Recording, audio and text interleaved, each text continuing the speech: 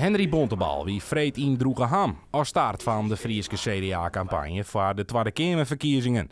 De politicus uit Rotterdam kregen te jaren mei een aantal Frieske CDA'ers, waaronder Jouke Spoelstra uit Achtkarspelen, een roelleiding bij VDM-woningen.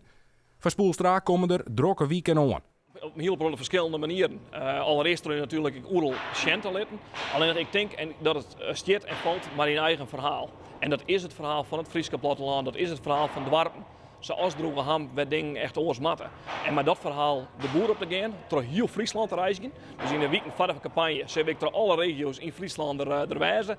Op social media ik duidelijk zien laten wij hebben van en Ljomi, de peilingen staan er op dit moment simpel zat net goed van het CDA, kunnen we net ontkennen. Alleen dat gaat naar kant in. Maar het vertrouwen van de CDA-wethouder zit het dus wel goed.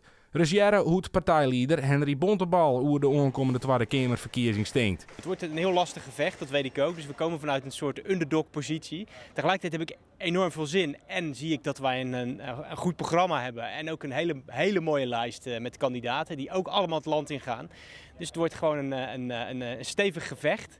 Maar wij hebben heel veel energie en passie. Dus ik denk dat wij nog wel eens kunnen gaan verrassen. Spoelstra wie tijdens de gemeenteraadsverkiezing snel zijn oorlieling het stemmenkanon in Achtkarspelen. In West-Friesland wie dat FNP'er Aantjelle Soeboer. Aantjelle, eerste reactie. Hartstikke idee! Beiden gaan nou voor een zit in Den Haag. Dus hoe zit het met de concurrentiegevoelens? Ik ken Aantjelle, je hebt al van Tegere naar Carpool naar Den Haag en dat zou heel mooi wijzen. Alleen ik ben ervan overtuigd dat je in de campagne je eigen verhaal blijven mast. En net op oren inhekje mast of oren liedstermeidje mast er zelf op staan te gaan.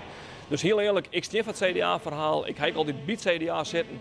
Dat is mijn partij. Ik geloof dat het verhaal goed is. Maar des te belangrijker is bijvoorbeeld dat we mensen vanuit onze eigen regio, uit Friesland, in de Tweede Kamer krijgen om die belangen die goed te behartigen.